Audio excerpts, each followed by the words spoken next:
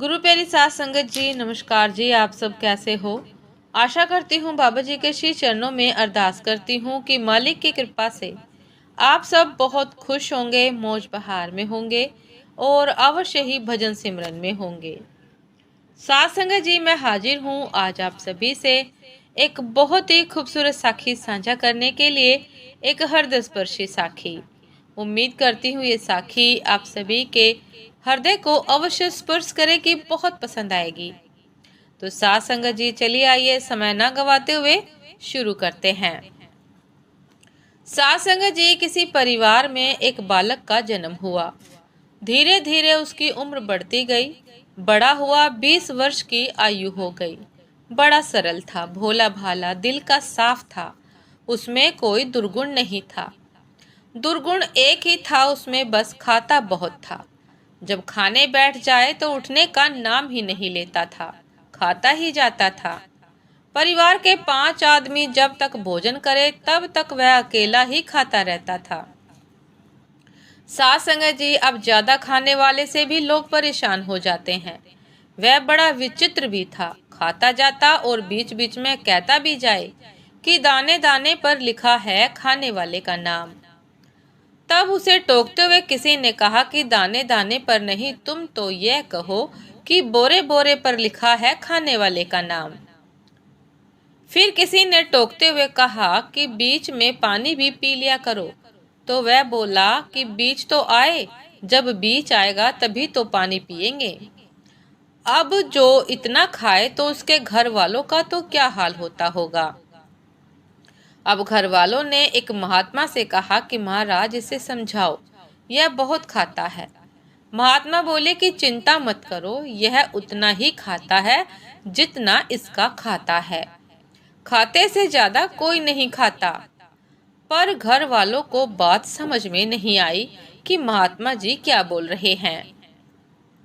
एक दिन घर वालों ने तंग आकर उसे घर से निकाल दिया। बोले, चले जाओ यहाँ से, निकलो, बहुत खाते हो, पड़े रहते हो, कमाते कुछ भी नहीं हो, जाओ निकलो यहाँ से। वह तो बड़ा ही सरल था, सीधा साधा था, चल दिया। लेकिन जाए तो जाए कहाँ। थोड़ी दूर गया, फिर लौट कर आ गया। घर वालों ने कहा, तुम फिर लौट आए? वह बोला, शायद मुझे निकाल कर पछता रहे हो आप, महफिल में आ गया हूँ इस ख्याल से। घर वाले बोले, कोई नहीं पछता रहा तुम्हें, यहाँ देखकर हम तुम्हें पछता रहे हैं, तुम तो जाओ, निकलो यहाँ से। अब क्या करे बेचारा, चल दिया। जा रहा था, कुछ दूर चला तो देखा मंदिर के बाहर एक महात्मा बैठे थे, माथे पर तिलक लगाए, माला हाथ में लिए हुए सीताराम सीताराम सीताराम कर रहे थे। महात्मा जी अच्छे, तंदुरुस्त, मोटे और हट्टे कट्टे भी थे। उसने देखा, सोचा ये तो अच्छे खाते पीते लगते हैं। तब तक उनके 2-4 चेले और निकले। वह भी सब के सब मोटे ताजे, बढ़िया खाते पीते, हट्टे कट्टे लग रहे थे। सोचने लगा, अरे वाह, यहाँ तो खाने को भी बहुत मिलता है और खाने का तो बड़ा आनंद है। महात्मा जी के पास गया और पूछा कि महाराज, आप कौन हैं? महाराज बोले कि हम इस मंदिर के सेवक हैं। वह बोला, अच्छा महंत जी हो आप महंत हो, अच्छा। महाराज बोले कि हाँ। फिर उसने पूछा, और यह लोग कौन हैं? महाराज बोले कि यह चेले हैं हमारे। उसने पूछा, अच्छा, क्या क्या करते हैं? महात्मा जी कहने लगे कि भगवान का भजन करते हैं। उसने पूछा, यहाँ कोई काम हो हमारे लायक? महात्मा जी बोले कि काम कुछ नहीं, जो मन में आए सेवा करो, बस आराम से रहो और राम जी का भजन करते रहो। खाने पीने की कोई कमी नहीं है, भगवान की कृपा है, खाओ पियो, राम नाम भजो और रहो। वह बोला कि महाराज, हमें चेला बना लो। महात्मा बोले कि बन जाओ, कंठी डालो, तिलक लगाओ, चेला बनो और रहो हमारे साथ, हमारे पास। साथ संगत जी, अब वह भी चेला बनकर वहीं महात्मा जी के पास रहने लगा। अब वह बड़ा खुश रहे और खूब खाए। अब महात्मा जी से पूछे, कितनी पंगत होती है आपके आश्रम में? महात्मा जी बोले कि 5 पंगतें होती हैं। वह बोला, हम 5 पंगतों में बैठ सकते हैं, कोई हर्ज तो नहीं? महात्मा बोले कि हर्ष तो नहीं, पर इतना खाते हो? वह बोला, महाराज सब आपकी कृपा है। अब वह खूब खाए और आराम से पड़ा रहे। अब एक दिन सवेरे सवेरे न चूल्हे जले न कोई खाना बने। वह इधर उधर फिरे और जिधर देखे वहीं सब सीताराम सीताराम जी का भजन करते हुए दिखे। भोजन बनाने वाले भी सीताराम सीताराम सीताराम करते हुए दिखे। अब वह परेशान होकर गुरुजी के पास गया और बोला कि गुरुजी क्या बात है, आज चूल्हे जलते हुए नहीं दिख रहे। गुरुजी बोले कि आज एकादशी है, हम तुम्हें बताना ही भूल गए। एकादशी के दिन अन्न नहीं खाना चाहिए और वैष्णव को तो व्रत करना चाहिए। तुम हमारे शिष्य हो गए हो, वैष्णव हो गए हो, तुम भी व्रत किया करो। वह बोला, गुरुजी चेला और भी तो होंगे, सबसे कराओगे एकादशी, हमसे ना कराओ। सबसे कराओ एकादशी, लेकिन हमसे ना कराओ। गुरुजी ने कहा कि क्या तुमसे ना कराएं? क्यों, तुम इतने भूखे रहते हो? वह बोला, हाँ गुरुजी, अगर आपने आज हमसे एकादशी करा ली तो द्वादशी तो हम देख ही नहीं पाएंगे। गुरुजी बोले कि अच्छा, तो एक उपाय है। वैसे एकादशी के दिन किसी को अन्न तो नहीं खाना चाहिए, पर गुरुजी ने पूछा, अच्छा तो तुम बना लो भोजन, बना लोगे क्या तुम भोजन?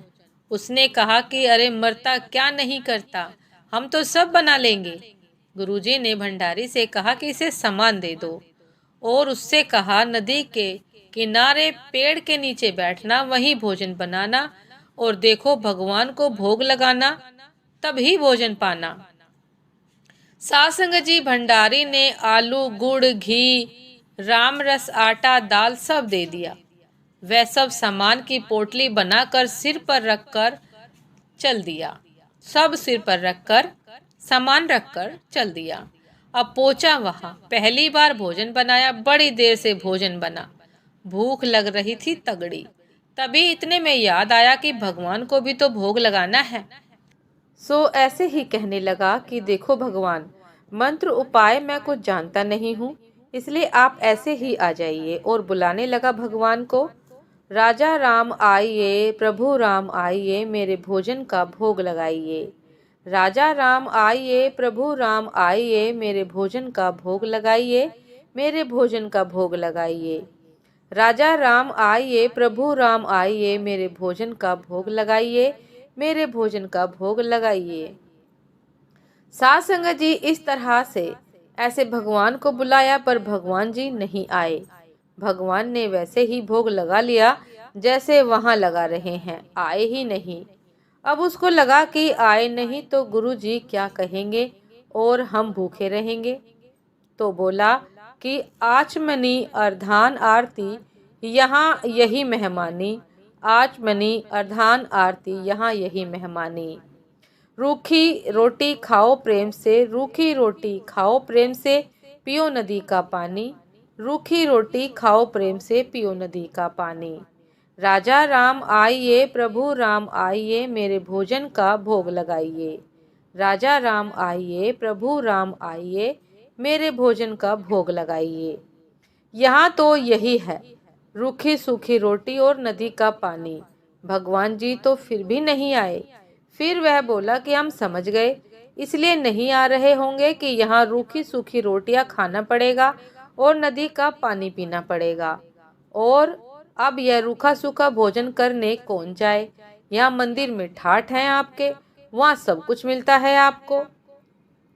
तो भक्त बोला कि मंदिर के भरोसे में मत रहना, मंदिर से प्राण बचाकर तो हम ही आए हैं। भूल करोगे यदि तज दोगे भोजन रूखे सूखे, भूल करोगे यदि तज दोगे भोजन रूखे सूखे। एकादशी आज मंदिर में, एकादशी आज मंदिर में बैठे रहोगे भूखे, एकादशी आज मंदिर में बैठे रहोगे भूखे। सात संगत जी उन्होंने कहा कि राजा राम आइए, राजा राम आइए, मेरे भोजन का भोग लगाइए, नहीं तो आप आज भूखे ही बैठे रहोगे। और कहा कि आज मंदिर में एकादशी है, भूखे बैठा रहना पड़ेगा आपको, इसलिए जो भी रूखा सूखा है प्रसन्न होकर मेरे रूखे सूखे भोजन का भोग लगाओ। सात संगत जी भगवान तुरंत प्रकट हुए, लेकिन भगवान जी बड़े कौतुकी हैं। राम जी अकेले नहीं आए।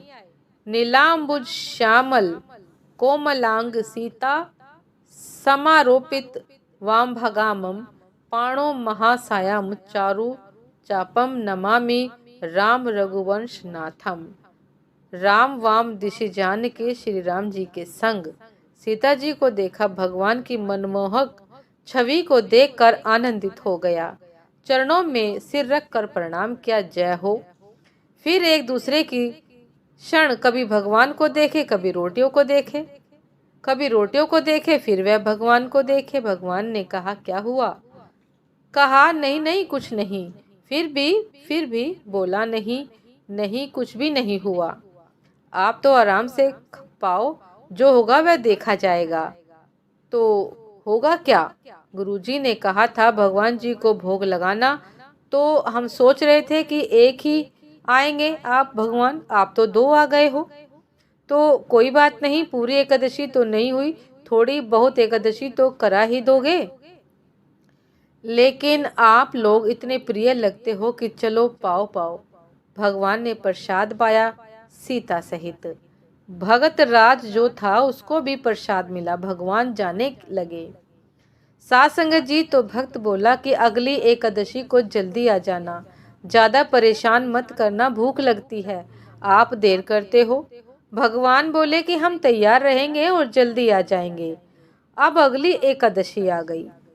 साथ संगत जी, तो गुरुजी ने कहा कि बच्चा आज भी जाओगे? जाना ही पड़ेगा गुरुजी, इसके अलावा और कोई उपाय ही क्या है। ठीक है, सामान ले जाओ। लेकिन गुरुजी थोड़ा बढ़वा दो सामान। क्यों?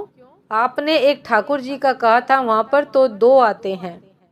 गुरुजी ने समझा भूखा रह गया होगा, भगवान के नाम का तो बहाना बना रहा है, इसलिए सामान बढ़वा दिया। अब सामान लेकर गया। आहा हा हा, भोजन बनाया। अब लगा पुकारने, राम राजा आइए, सीता राम आइए, मेरे भोजन का भोग लगाइए। राजा राम आइए, सीता राम आइए, मेरे भोजन का भोग लगाइए। साथ संगत जी, उसने फिर एक बार पुकारा कि राजा राम आइए, सीता राम आइए, मेरे भोजन का भोग लगाइए। और जो भक्त ने पुकारा, भगवान मानो प्रतीक्षा ही कर रहे थे, प्रकट हो गए। लेकिन राम वाम दिशि जान के लखन दाहिनी ओर भगवान श्री सीता राम जी, श्री लक्ष्मण जी प्रकट हो गए। और उसने देखा, तीनों को प्रणाम तो कर लिया, लेकिन फिर देखे रोटियों की ओर, फिर उनकी तरफ देखे, फिर माथा खुजाए। भगवान ने हंसते हुए कहा, क्यों, क्या हुआ? बोले, नहीं कुछ नहीं। बोले, अब जो होगा सो होगा, आप तो प्रसाद पाओ। भगवान जी ने कहा कि क्या बात है? बोला कि कुछ नहीं, पहले दिन हमने सोचा एक भगवान आएंगे, सो आप दो आ गए। अब दो का इंतजाम किया तो आज आप तीन आ गए। एक बात पूछे भगवान? पूछो। भगवान जी, ये आपके साथ कौन है? भगवान ने कहा, यह हमारे छोटे भाई हैं, लक्ष्मण छोटे भाई हैं हमारे। भक्त बोला, अच्छा भाई हैं, सगे भाई हैं या ऐसे ही? हमें ऐसे लगे थोड़ी दूर के हैं। भगवान बोले, नहीं नहीं, यह हमारे सगे सगे भाई हैं। अच्छा सगे हैं तो ठीक है, लेकिन नाराज न होना, एक बात पूछे? भगवान जी ने कहा कि क्या? हमने ठाकुर जी के भोग का ठेका लिया है कि ठाकुर जी के खानदान वालों का भी? भगवान जी खिलखिलाकर हंसने लगे। सीता मैया भी मुस्कुराकर हंसने लगी। लक्ष्मण जी को लगे कि भगवान अच्छी जगह ले आए, आते ही क्या स्वागत हो रहा है। बोला कि कोई बात नहीं, आप हमें लगते तो इतने अच्छे हो कि क्या बताएं। आप तो पाओ, प्रसाद पाओ। तीनों को बैठाया और प्रसाद पवाया, जो बचा सो खुद ने खाया। भगवान जब जाने लगे तो चरणों में सिर रखकर बोला कि एक बात बताओ। क्या? अगली एकादशी को कितने आओगे?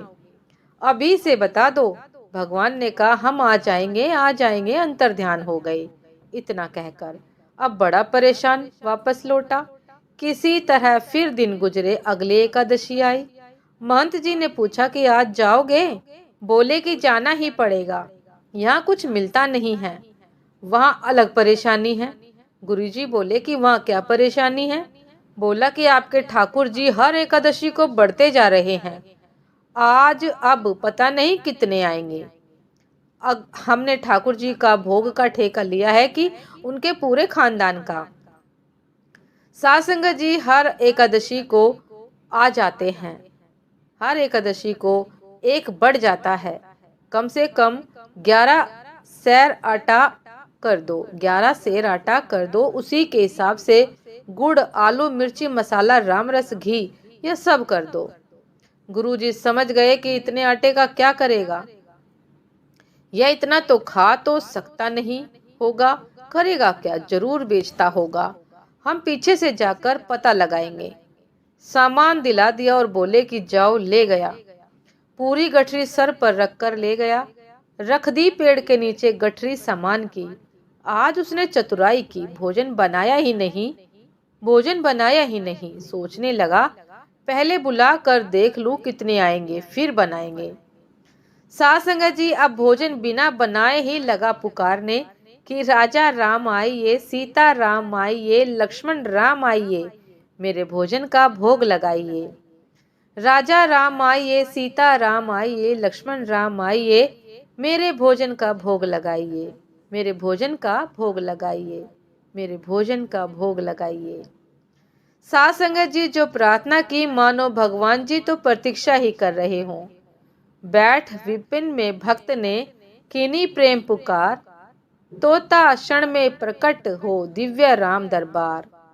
राम जी का दरबार पूरा प्रकट हुआ। श्री सीताराम जी, लक्ष्मण जी, भरत जी, शत्रुघ्न जी, हनुमान जी सभी प्रकट हो गए और जो इतने जनों को देखा चरणों में प्रणाम किया। जय हो, आ गए, जय हो, आज तो हद हो गई, इतने हर एकादशी को एक एक बढ़ते थे, आज तो इतने।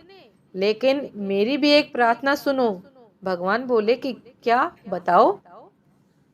साध संगत जी वह बोला कि आज मैंने भी भोजन नहीं बनाया, वो रखा है सामान, अपना बनाओ और अपना पाओ। साध संगत जी भगवान बोले तो तुम क्यों नहीं बना रहे हो? वह बोला जब हमें मिलना ही नहीं है तो हम बनाए काय को। भोजन मुझसे नहीं बनत बनाए हो, भोजन मुझसे नहीं बनत बनाए, भोजन नात बना हूँ अपने बहुत दिनन नहीं पाए, भोजन मुझसे नहीं बनत बनाए। ये भोजन मुझसे नहीं बनता, आप बनाओ। प्रथम दिवस भोजन के हित आसन जब मैंने लगाई, उधर न भर सको सिए जब सम्मुख आई।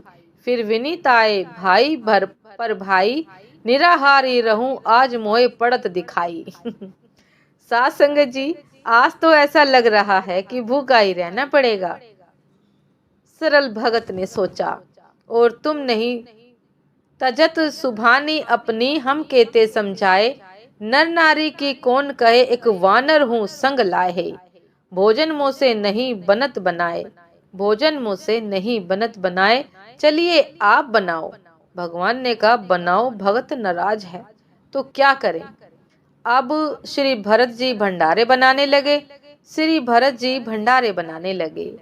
चुन के लकड़ी श्री लखन लाल लाने लगे, श्री भरत जी भंडारे बनाने लगे। पोंछते पूछ से अनंजय चौका को पीछे हाथों से चौका लगाने लगे। श्री भरत जी भंडारे बनाने लगे, श्री भरत जी भंडारे बनाने लगे। चेते चूल्हे इधर, चेते चूल्हे इधर, और उधर शत्रुघ्न साग भाजी आमनिया बनाने लगे।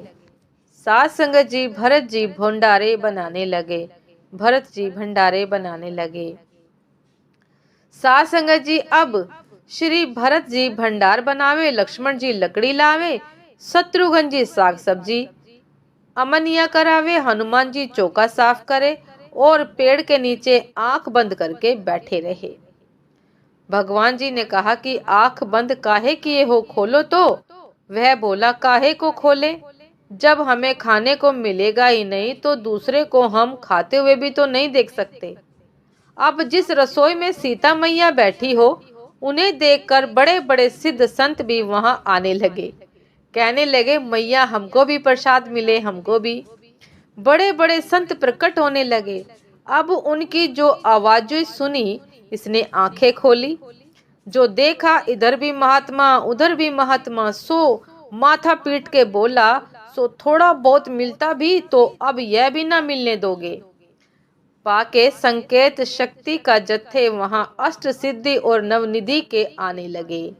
श्री भरत जी भंडारे बनाने लगे। श्री भरत जी भंडारे बनाने लगे। अब गुरुदेव आए देखने की क्या हो रहा है। जो देखा पेड़ के नीचे आंख बंद करके बैठा है, सामने सामान रखा है, आंसू टपके रहे हैं। गुरुजी ने पूछा, बेटा भोजन नहीं बना रहे हो? देखा, अरे आप आ गए गुरुजी। चरणों में प्रणाम किया, फिर बोला, देखो आपने कितने भगवान लगा दिए हमारे पीछे। मंदिर में तो नहीं हुई, पर यहाँ एकादशी पूरी हो रही है। अब गुरुजी को कोई दिखे ही नहीं, तो भगवान से बोला, हमारे गुरुजी को भी दिखो, नहीं तो यह हमें झूठा मानेंगे। भगवान बोले, उन्हें नहीं दिखेंगे हम। उसने पूछा कि क्यों? फिर बोला, ये हमारे गुरुदेव हैं, हमसे अधिक योग्य हैं, इन्हें भी दर्शन दो। साध संगत जी, भगवान बोले कि तुम्हारे गुरुदेव हैं, तुमसे अधिक योग्य हैं, लेकिन तुम्हारे जितने सरल नहीं हैं, और हम सरल को मिलते हैं। साध संगत जी, गुरुजी ने पूछा कि क्या कह रहे हैं भगवान जी? साध संगत जी वह बोला कि भगवान कह रहे हैं कि सरल को मिलते हैं और आप सरल नहीं हो। गुरुजी रोने लगे। सरल तो नहीं थे, तरल हो गए। आंसू बरसने लगे, और जब सरल होकर रोने लगे, तब भगवान प्रकट हो गए, और प्रकट होकर गुरुजी ने दर्शन किया, और गुरुजी ने एक ही बात कही, हम सदा से सुनते आए हैं कि गुरुजी के कारण शिष्य को भगवान मिलते हैं, पर आज शिष्य के कारण गुरुजी को भगवान मिले हैं। साध संगत जी, यह है सरलता की महिमा। सरल शब्द का मतलब हम ऐसे बताते हैं, सा से सीता जी, रा से राम जी, ला से लक्ष्मण जी, और जिनके हृदय में ये तीनों बसे हों, वही सरल है। साध संगत जी, सरल को भगवान मिलते हैं क्योंकि वहाँ सरलता है, वहीं तरलता है। जहाँ तरलता है तो वहीं सरलता है, स्नेह है, प्रेम है। साध संगत जी, और इसी प्रकार के व्यक्ति को जो इतना सरल हो, सीधा हो, भोला भाला हो, जिसका मन निर्मल हो, कपट से एकदम दूर हो, उसी को मालिक के दर्शन होते हैं। साध संगत जी, ये थी आज की एक बहुत ही खूबसूरत साखी। उम्मीद करती हूँ ये साखी आप सभी को बहुत बहुत पसंद आई होगी। यदि पसंद आए साध संगत जी, तो लाइक कमेंट शेयर करना ना भूलिएगा। चैनल पर जो भी नए हैं, कृपा करके सब्सक्राइब कर लीजिएगा, ताकि चैनल पर मिलने वाली सभी शब्द साखियों की अपडेट आप सभी को समय पर मिलती रहे। साध संगत जी, आप हमें इंस्टाग्राम पर भी फॉलो कर सकते हैं। इंस्टाग्राम का लिंक डिस्क्रिप्शन बॉक्स में दिया गया है। साध संगत जी, तो अभी दासी को आज्ञा दीजिए। आपसे फिर मिलते हैं एक नए शब्द साखी के साथ, एक नई विचार के साथ। तब तक के लिए नमस्कार जी। सदा खुश रहिए, मुस्कुराते रहिए, भजन सिमरन अवश्य करते रहिए, सरल रहिए, ताकि हमारे हृदय में भी मालिक का वास हो सके, हमें भी मालिक के दर्शन मिल सके। हे परमात्मा निरंकार दातार सतगुरु बाबा जी महाराज, हमें भी इसी प्रकार की सरलता प्रदान करे, ताकि हम भी आपके दर्शनों को पाके धन्य हो सके। नमस्कार जी।